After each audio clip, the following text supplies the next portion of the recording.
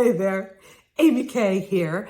Have you ever witnessed people participating in a busyness competition? Whether it's the number of emails that they have in their inbox or how many things they have on their to-do list or the number of hours that they worked last week, they're always like, oh yeah, you? Well, me. And then somebody will be like, pin the blue ribbon of busyness on my chest. And you're like, dudette, that is not the competition that you want to win. And it's toxic. So I'm going to ask you a provocative question, leader. Are you training your people to be busy? Or are you training them to be productive and thoughtful and collaborative contributors? Because there's a big difference. If the energy in your culture is, oh, I'm so busy, and unless people are running around with the, oh, I'm so busy, they don't feel worthy.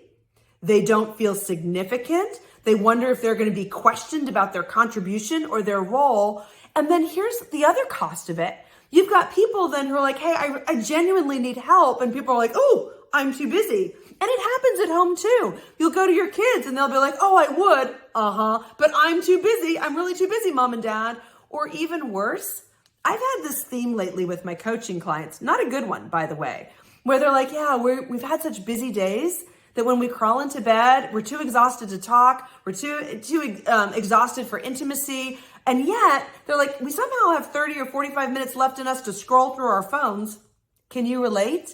This is so ubiquitous. This is so prevalent that we're caught up in the language of busyness. So yesterday in my Women Bankers Mastermind, we talked about scratching that word from our vocabulary to say, I'm choosing to focus on, or I'm using my energy toward, or I've taken action, or I've prioritized this, but really changing the language. And then as leaders, questioning what we're rewarding so that our people can feel significant as they significantly contribute, so they can be more collaborative, so that we have the energy at the end of the day to feel physically fueled, to still want to emotionally connect, to still feel spiritually aligned with what we're doing and how we're playing without being caught up in the BS of busyness. So as a leader, what are you training?